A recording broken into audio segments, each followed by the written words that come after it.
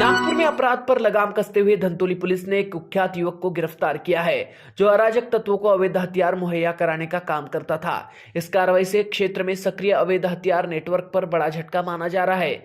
यह कार्रवाई धंतोली पुलिस थाना क्षेत्र में की गई। पुलिस को गुप्त सूचना मिली थी कि प्रेम सिंह खेमका नाम का युवक डॉक्टर कॉलोनी इलाके में हथियार सप्लाई करने आने वाला था। सूचना को गंभीरता से लेते हुए पुलिस टीम ने जाल बिछाया और मौके से आरोपी को धर दबोचा। गिरफ्तार आरोपी की पहचान प्रेम सिंह खेमका 22 वर्षीय के रूप में हुई है। वह मूल रूप से उत्तर प्रदेश के बांदा का रहने वाला है और नागपुर में प्लम्बर का काम करता था। पुलिस की प्राथमिक जांच में सामने आया कि आरोपी स्थानीय असामाजिक तत्वों को अवैध शस्त्र उपलब्ध कराता था। गिरफ्तारी के बाद उससे पूछताछ जारी है और यह पता लगाया जा रहा है कि वह किन लोगों से जुड़ा हुआ है और हथियार कहां से लाता है। फिलहाल पुलिस पूरे नेटवर्क की जांच कर रही है और इस मामले में आगे और खुलासे होने की संभावना जताई जा रही है। आरोपी के पास से एक देशी पिस्टल और जिंदा कारतूस बरामद हुआ है।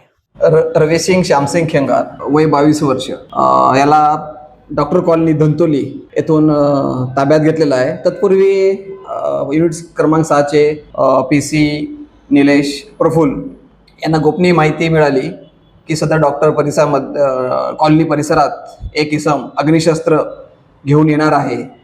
त्या अनुषंगाने आमचे युनिट क्रमांक 6 चे अधिकारी व अंमलदार सदर परिसरात जाऊन दबा धरून सदर वर्णाचा इसम आल्यावर त्याची शहानिशा करून अंगझडती घेतल्यावर त्याच्या जवळून एक देशी बनावटीचे पिस्टल तसं 2 जिवंत राऊंड हा बांदा जिल्हा बांदा उत्तर प्रदेश येथे जिल्हा बांदा उत्तर प्रदेश येथे राहणार आहे।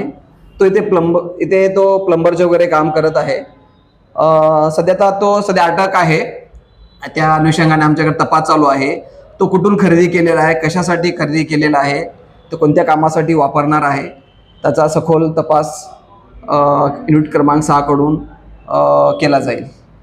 हा मुद्देमाल आहे देशी बनावट जो जिवंत कारतूस 2 आणि अग्निशस्त्र बंदूक आहे ते जवळपास 25,000 रुपयाचा एक मुद्देमाल आहे। मग साने केलेली आहे। सदरची कामगिरी ही मान्य वरिष्ठांच्या मार्गदर्शनामध्ये केलेली आहे। नागपूर शहराचे पोलीस आयुक्त Shri single sir, joint CP Reddy sir, ADCP crime परदेशी सर, माकणीकर सर आणि अभिजित पाटील सर यांच्या मार्गदर्शनाखाली ही कामगिरी केलेली आहे।